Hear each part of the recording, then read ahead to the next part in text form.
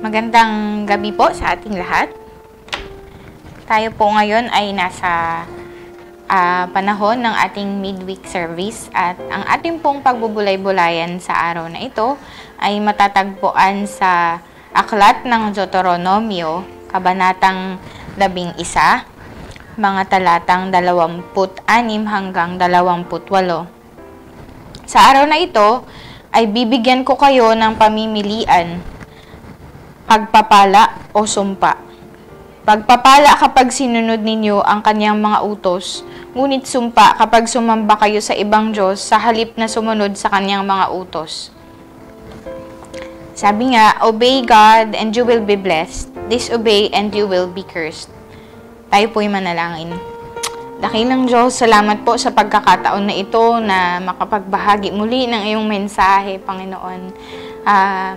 Overwrite, Lord, everything that I have written, Lord God, and speak, Lord God, tell me what to say and what not to say. At Lord, maging buhay na patotoo ito sa araw na ito, maging kabaguhan ng buhay din, Panginoon. Salamat po at maitaas ang iyong pangalan sa mga oras na ito. Sa pangalan ni Jesus, Amen. Yan. Ang pagbubulay-bulayan po natin sa araw na ito ay tungkol sa pagsunod, obedience. Bakit ito yung naging message? Nitong week na to, madalas po na nag-snap ako pagdating sa kay Zion. Kasi, siguro bilang nanay, nakikita ko na makulit siya. At gusto ko ay sumunod siya sa lahat ng sasabihin ko. Pero, nitong mga karang araw, habang sinasaway ko si Zion sa kakulitan niya, nakita ko yung sarili ko bilang isang anak sa Panginoon. Ang gusto ng Diyos ay sumunod lang tayo sa nais niya. Kasi yung pagsunod natin sa ako bilang magulang, yung pagsunod sa akin ni Zion ay para sa akin ay magdudulot sa kanya ng safety, magbibigay din sa akin ng kapanatagan. At habang nag-devotion ako nung mga nakaraang araw, pinarealize sa akin ni Lord na oo nga, kagaya ng pagsaway ko at pag-i-instill ko kay Zion na sumunod sa akin, ay ganun din yung sinasabi ng Panginoon sa akin na sumunod ka. To trust and to obey.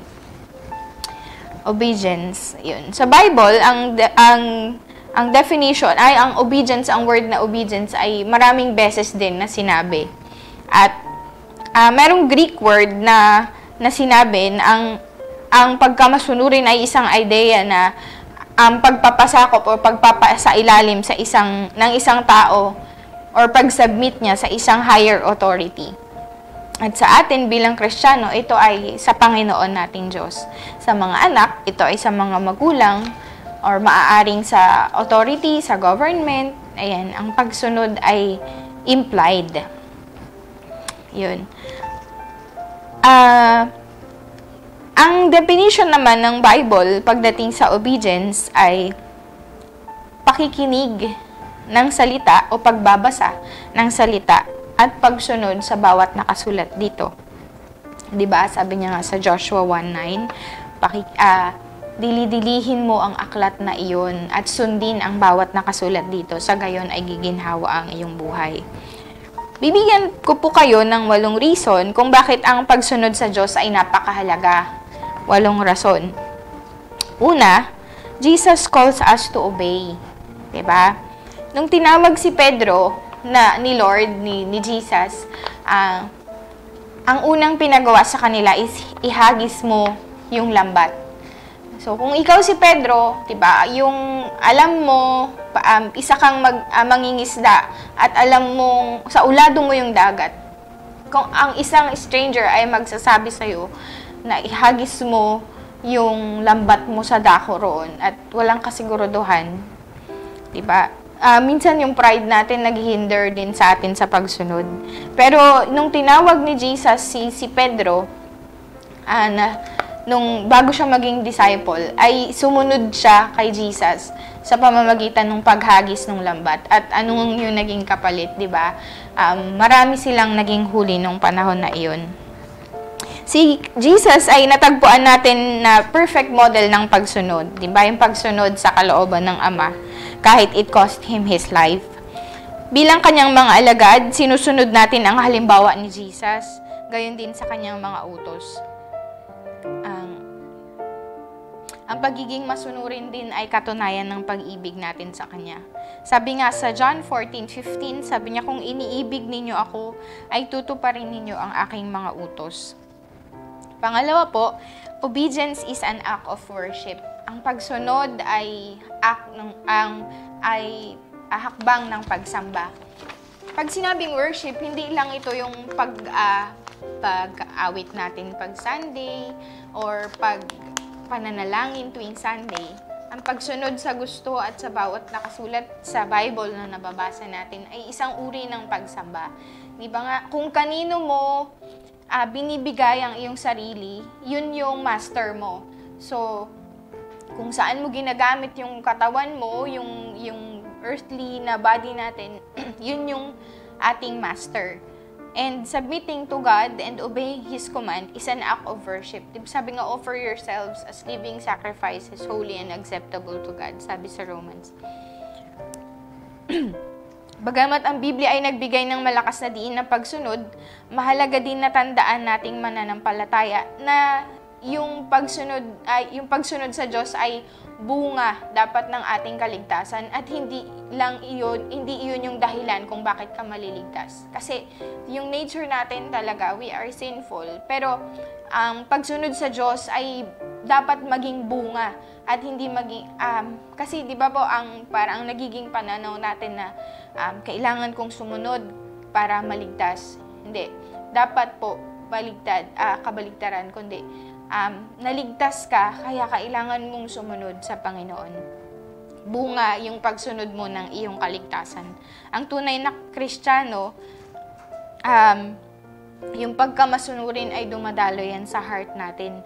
Dahil yan bunga ng pasasalamat mo sa biyaya ng Panginoon ng kaligtasan na binigay niya sa'yo. At bilang pagtanggap mo dun sa salvation, dapat bunga yun yung pagsunod sa kautusan, dapat maging innate siya sa atin. Kaya sabi niya nga sa Romans 12:1, di ba? Sabi niya, offer yourselves as living sacrifices. Alang-alang sa masaganang habag ng Diyos sa atin, nakikiusap ako sa inyo na ialay ninyo ang inyong sarili bilang isang handog na banal, buhay at kalugod-lugod sa Diyos. Ito ang karapat-dapat na pagsamba. Diba? Yung pagsunod natin sa Panginoon. Pangatlo, God rewards the obedient. Isa po, kapag sinabing obedient, ang naaalala ko lagi, si King Hezekiah. Kasi po yung word doon na hindi ko makalimutan. Si King Hezekiah, obedient siya sa Panginoon. Kaya, ang word doon na hindi ko makalimutan, sabi niya, he succeeded in everything he do. Bakit? Kasi he obeyed the Lord. Yung obedience, di ba po sa Deuteronomy, meron yung mga blessing ng obedience. Pag titignan mo, it extends through generations yung pagsunod mo sa Panginoon. God rewards obedience. Si Abraham, di ba po, ilang beses na nani-reward siya ng Panginoon dahil sa pagsunod niya. Lahat ng pupuntahan ni Abraham na lugar, it prosper, di ba po? Yung dalawa sila ni Lot. Ang pinili ni Lot is yung greener na pasture, kung makikita niyo po. Yung kay Abraham, hindi ganun kasing ganda. Pero dahil naging obedient siya sa Panginoon, lahat nung pinuntahan niyang land, nag-prosper po siya. Yun. Ang gantimpala ng Diyos sa pagsunod ay madalas mababasa natin sa Biblia na pinagpapala at binabalaan ng Diyos yung hindi naman pagsunod. Sabi niya sa Genesis 22:18, at sa pamamagitan ng inyong mga inapo ay pagpapalain ang lahat ng bansa sa mundo. Lahat sapagkat sinunod mo ako. Di ba promise niya ito kay Abraham? Ngayon, sabi niya sa Exodus 19:5, ngayon kung susundin mo ako at tutuparin ang aking tipan, ikaw ay magiging aking sariling tanging kayamanan mula sa lahat ng mga tao sa lupa, para sa lahat ng lupa ay sa akin. At sa Luke 11:28 po, sabi niya, sumagot si Jesus, ngunit lalo pang pinagpapala ang lahat ng nakikinig sa salita ng Diyos at ipinapatupad ito. Sabi din sa Santiago chapter 1, verse 22 to 25, ngunit huwag lamang makinig sa salita ng Diyos. Dapat mong gawin kung ano ang sinasabi dito. Kung hindi man, binubulaanan lang ninyo ang inyong sarili. Para sa kung makinig ka sa salita at hindi sumunod, ito ay tulad ng pagtingin mo, 'di ba? Sabi niya, para kang tumingin sa salamin at kinalimutan mo kung ano yung itsura mo pagkatapos. So, yun. Ang pagsunod sa Diyos ay mayroong reward. Mayroong kaakibat na reward. Pang-apat po, ang pagsunod sa Diyos ay pagpapatunay ng pag-ibig mo sa Kanya. Lagi ko kasing tinatanong si Zion. Sabi ko, Zion, love mo ba si Mama? Opo. Tapos, bakit pala hindi ka sumusunod? Yun yung lagi kong tinatanong kay Zion. Tapos, nag-bounce back yun sa akin nung quiet time ko. Sabi ni Lord, Maya, mahal mo ba ako? Bakit hindi ka sumusunod? Si Jesus, sumunod siya sa Panginoon kahit it cost him his life. 'Di ba? Yung sa Gethsemane habang nagpe-pray siya, sabi niya, Lord, take this cup away, 'di ba? Pero nevertheless, let your will be done. Obedience to God proves our love. Sa book of John po, 1 John and 2 John, doon in-explain na ang pagsunod sa Diyos ay pagpapakita ng pagmamahal sa Panginoon. Loving God implies following His commands. Sabi niya sa 1 John 5:2-3, ito ang palatandaang iniibig natin ang mga anak ng Diyos. Kung iniibig natin ang Diyos at tinutupad ang Kanyang mga utos, sapagkat ang tunay na pag-ibig sa Diyos ay pagtupad sa Kanyang mga utos. Hindi naman napakahirap sundin ng Kanyang mga utos. Sabi sa 1 John 5:2-3. At sabi sa 2 John chapter 6, sabi niya, at ganito ang pag-ibig na binabanggit ko sa inyo. Mamuhay tayo ng ayon sa utos ng Diyos. Ito ang utos na ibinibigay sa inyo noon pang una, na mamuhay kayo ng may pag-ibig.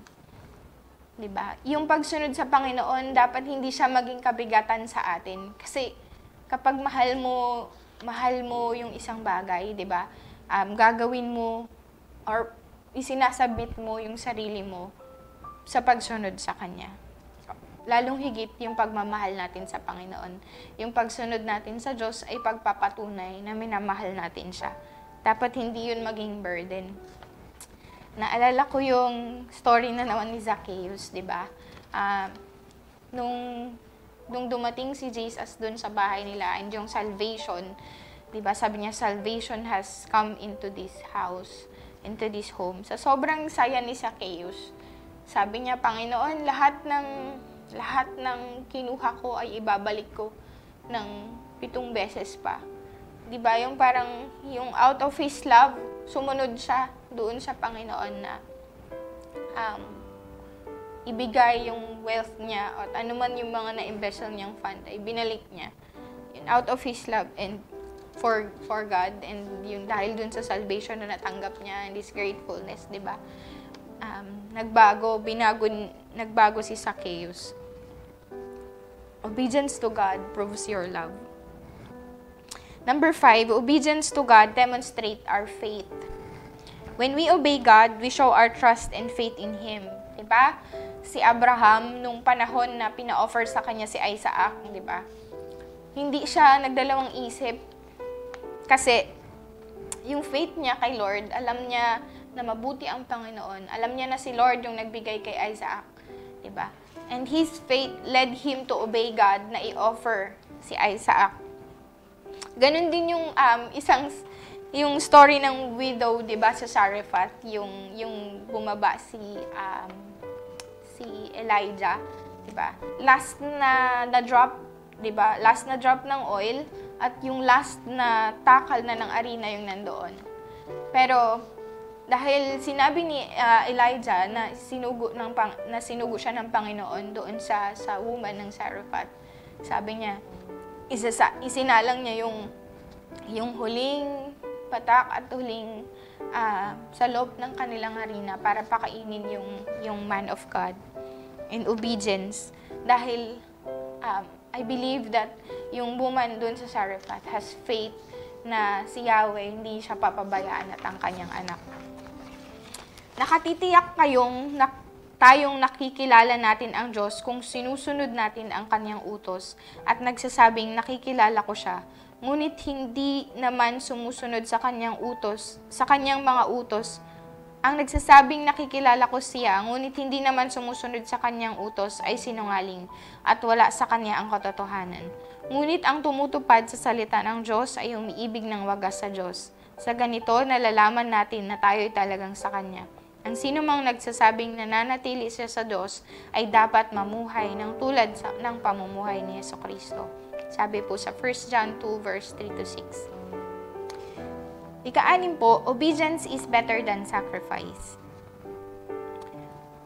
Isa po, ang reason po kung bakit nawala yung favor ni Lord, di ba, kay Saul, kasi naging matigas yung ulo niya. Kung tutuusin, si Saul naging favored siya ng Diyos, di ba? Pinili siya na maging hari ng Israel. Pero isa sa naging disobedience ni Saul is yung, di ba, hindi niya pinatay yung Amalekite king, si Agag, di ba? Hindi niya pinatay. Tapos, sinave niya yung sheep at saka yung cattle kasi sabi niya, i-offer niya daw yun kay Yahweh. Pero ang sinabi sa kanya ni Samuel, di ba, obedience is better than sacrifice. Di ba, madalas, parang bilang mga Kristiyano, minsan ang ginagawa natin is we give offering to the Lord, we serve God, ganyan, naglilingkod tayo sa church, we give much of our time, di ba, para maglingkod sa ating church. We have been busy sa kingdom, di ba nga? Pero minsan, nakakalimutan natin na sumunod doon sa hari na pinaglilingkuran natin. And although, tama po na mag-serve tayo sa church, joyfully, ayan. Pero ang prefer ni Lord ay yung obedience, yung pagsunod sa kanyang kalooban. That our obedience is much better than any sacrifice we would offer to the Lord. Sabi nga ni Samuel, akala mo ba higit na magugustuhan ni Yahweh ang handog at hain kaysa sa pagsunod sa Kanya? Mas mabuti ang pagsunod kay Yahweh kaysa paghahandog. At ang pakikinig ay higit kaysa sa haing taba ng tupa. Ang pagsuway sa Kanya ay kasing sama ng pangkukulam at katigasan ng ulo ay tulad ng pagsamba sa Diyos-Diyosan. Grabe po, no, yung weight ng disobedience. Diba? Para daw siyang witchcraft at pagsamba sa Diyos-Diyosan, idolatry. Ganun kabigat yung hindi pagsunod sa Diyos. Sapagkat itinakwil mo ang salita ni Yahweh, itatakwil ka rin niya bilang hari. Yun yung naging message ni Samuel message ni Yahweh kay Saul sa pamamagitan ni Samuel, 'di ba? Sinabi niya 'yun na kasi hindi sinunod ni Saul ang Diyos, 'di ba? At pinili niyang i-save yung sheep and cattle na maging yung Amalekite king ay nawala yung favor ni Lord sa kanya. Number 7, disobedience lead to sin and death. Yun, naalala ko po dito yung story ni Ananias at ni Sapphira, di ba po, yung nagbenta sila ng kanilang ari-arian at hindi nila ibinigay yung 10th part. Yun. That moment, kasi nagsinungaling sila sa banal na espiritu, namatay sila. And we all know, di ba, yung pong all-time na story ng disobedience, 'di ba? Yung si Adam and si Eve, 'di ba? Sabi ni Lord, lahat, 'di ba, binigay sa kanila lahat yung creation, binigyan sila ng authority na pangalanan yung mga hayop. Lahat ng puno na namumunga ay pwede nilang kainin, maliban lang doon sa puno na nagbibigay ng kaalaman sa mabuti at masama.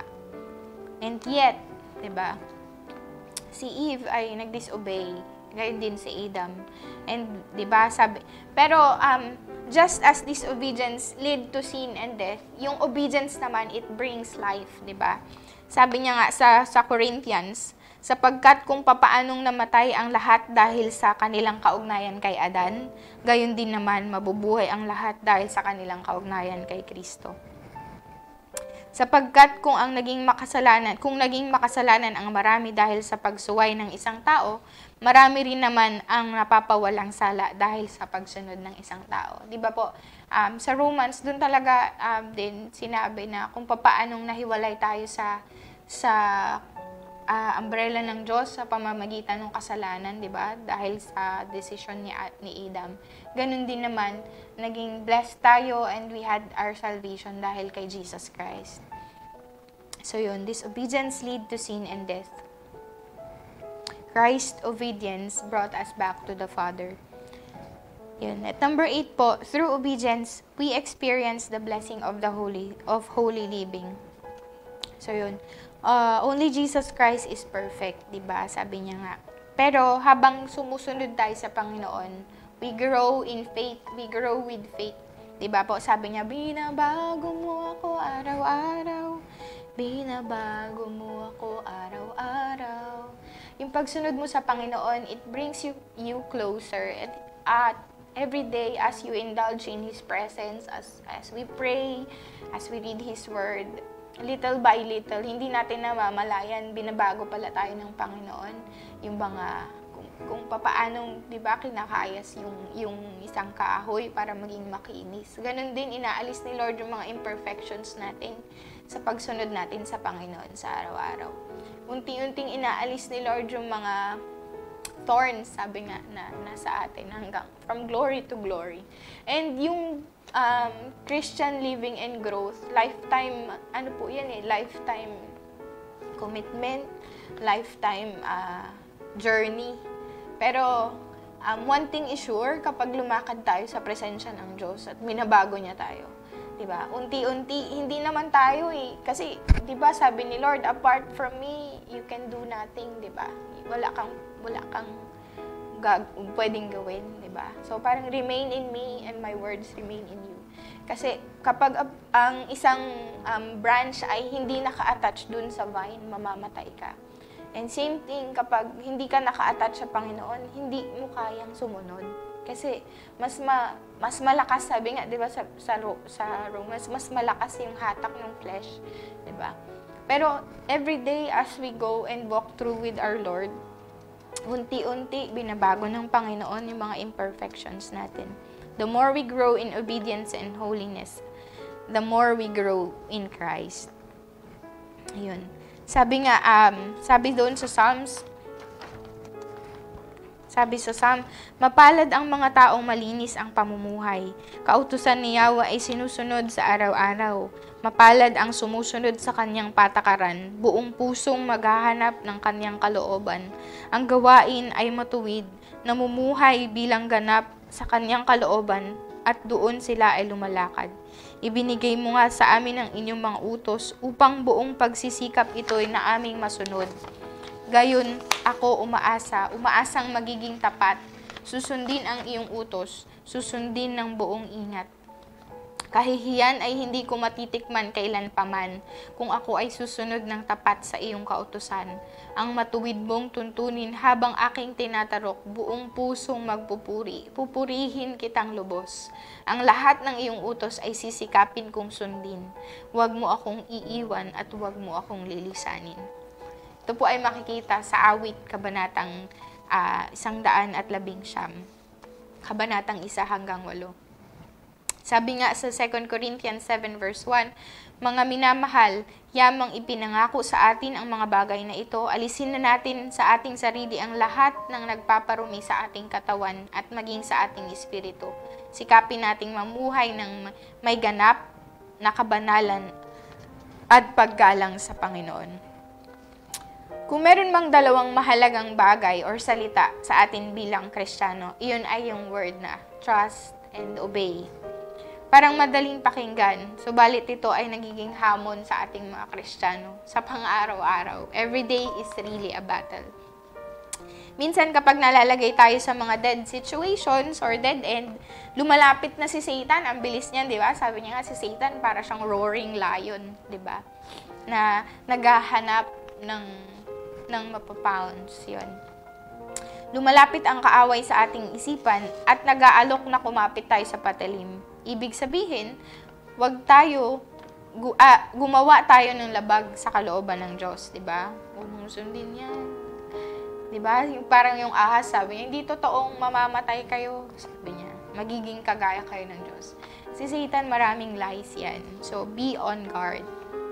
Dito natin makikita na ang kawalan ng pagtitiwala sa Diyos ay nagdudulot ng pagsuway. Subalit kung malusog ang pagtitiwala at pagkakakilala mo sa Panginoon, kaakibat nun ay yung pagsunod mo sa Kanya. Ngayon, kung papaano ang isang pamilya or bilang parent ay may isang masunuring anak, at syempre lahat tayo, we desire na maging obedient yung mga anak natin. Sino ba ang gusto ng anak na masuwayin sa magulang, di ba? Ganon din sa pamilya ng Diyos.